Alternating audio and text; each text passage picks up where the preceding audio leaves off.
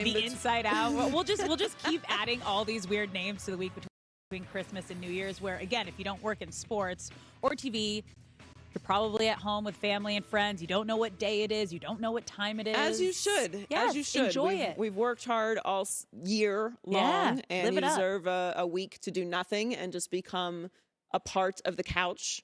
And you deserve that. So I hope you're enjoying this time with your family and friends, or doing nothing, which is perfectly acceptable as well. And it's been a fun 2 days doing the show with you, Alex, and hanging out with everyone, being back on the herd. Thanks for having me back. And like I said, I hope you'll join us later on Speak. We had Dave Hellman in studio earlier today talking about the Cowboys. We'll get to Mark Sanchez at the bottom of the hour, but the latest news with Derek Carr is that he's stepping away from the Raiders for the final 2 games of the season. But with Vegas still mathematically alive for the playoffs, the Raiders are clearly being untruthful with why they're really benching him.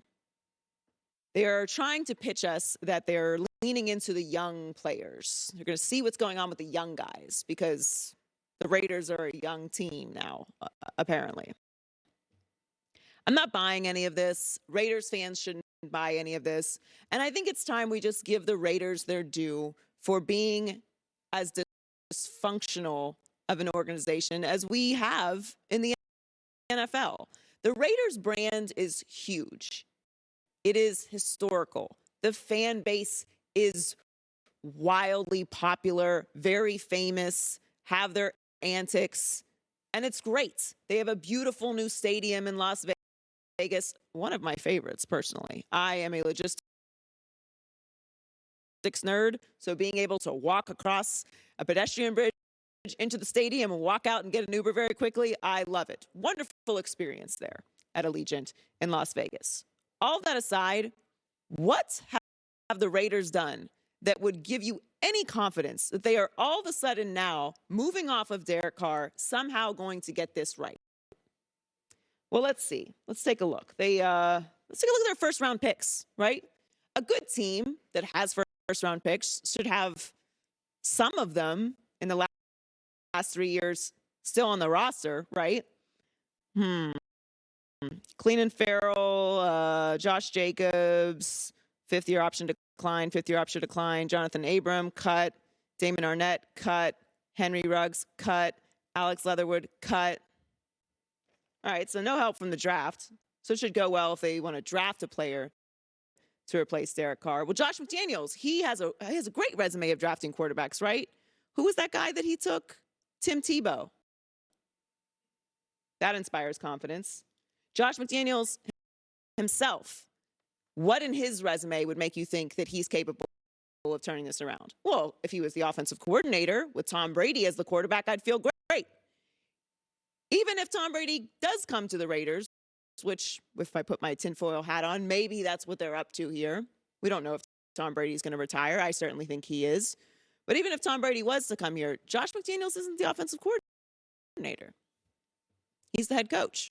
So he still has to fix everything else. Like perhaps the defense that's the worst in the league and has the least amount of sacks out of any defense in the league. Maybe that has something to do with all these halftime leads that they blew. Now, look, I am not going to absolve Derek Carr for what happened with the Raiders this season. And by all accounts, they are very disappointing. This entire division has been mostly disappointing. I mean, the Chargers are now clinched in the playoffs, so they are progressing. Thank God. Like with a young emerging star quarterback, they have now gotten everybody healthy. The defense is playing well with the defensive head coach, and they're taking a step up. And of course, the Chiefs are what the Chiefs always are. Broncos disaster. We'll get to them in a moment.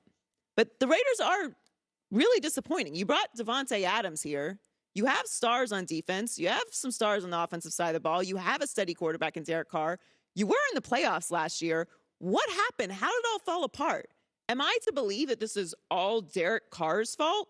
The guy that has held this organization together through everything. I don't have time today. It would bore you for me to list the endless book of things that have happened since he's been there in his tenure with the Raiders. We give Baker Mayfield this everlasting pass for all the coaches that he's had to deal with, all the turmoil that he went through in Cleveland. Derek Carr's had 6 head coaches. Every year he has to reset into something new. I'm not going to give him a pass entirely on how he's played this year. He hasn't been great. It's been disappointing. I get it. But what am I supposed to believe here, Raiders? You're just punting on the rest of the season. I get it. It's going to be very difficult for you to win these last 2 games and make the playoffs. It's virtually impossible. But you're saying it is impossible. We don't care. We just want to move off of Derek Carr. And it's because we want to see the young players. We want to see what they can do. Is it that? Is it that, Raiders? Or is it that you owe him $33 million next season if he happens to get hurt in these last 2 games? I'm going to guess it's the $33 million. I'm going to guess it's that. If you want to move off of Derek Carr, fine. Maybe he's not good enough to get you over the edge. But here's what I caution the Raiders, because I have no faith that they're going to do the right thing and turn this around. Take a look at the Washington Commanders. I'm not the biggest fan of Kirk Cousins. I don't think Kirk Cousins is great. He's certainly having a nice season this season. He's certainly proving a lot of doubters wrong this season. He's having a nice year. Nobody really knows how this is going to go for the Vikings, but we know Kirk Cousins is a franchise quarterback. How things look when you leave does matter. How things go when you leave a place does matter if you're the guy. They've had 11 starting quarterbacks since Kirk Cousins has left. For all that, we're just going to keep franchise tagging him. We don't want to give him a long-term deal. Cool. Well, now you're back to Carson Wentz again as you're trying to make the playoffs after you are moving off of Taylor Heineke. So be careful what you wish for. When you want to jump on the quarterback carousel, you better have a plan. So if the plan is Tom Brady, I'm interested. I'm interested in watching that. I'll see how that goes because it's Tom Brady. Not because it's the Raiders, not because it's Josh McDaniels or anything else that's going on there. I think it's disrespectful to Derek Carr after everything that he's done. Maybe this is a cutthroat business and I'm being a bleeding heart. But when you've had not a whole lot to cheer about in the last few years, and the one guy that's been able to hold this all together through everything that you've thrown at him, your answer is to sit him for the last 2 games of the season. I don't know. I think I'm going to stop taking you seriously when you say you have a plan. That's what I'm going to do for the Raiders. And I'm sorry to Raiders fans because they really deserve better. It's a great fan base, and maybe they're frustrated with Derek Carr. Most of the Raiders fans that I've talked to are quite concerned about the future of the organization, and I think that's fair at this point. So staying in division, let's talk about Russell Wilson. So Russell Wilson spoke to the media yesterday. Obviously, Nathaniel Hackett was fired, which was mostly expected. It was a disaster for the Denver Broncos this season, considering the expectations, considering the trade, everything that they had the year before that was carried over, how the defense has played. It's been a dumpster fire. And Russell Wilson spoke about Nathaniel Hackett's firing yesterday. First of all, obviously, devastated by Coach Hackett because I think he's an amazing man, amazing teacher, amazing father, just watching him with his kids and what he's been able to do and how he's taught the game for us. This season has been a season that we never thought it was going to happen the way it did. The reality is that I wish I could have played better for him too. Wish I could have played at the standard and the level that I've played. I've always played at and know how to play at. So, but what I do know is he's resilient.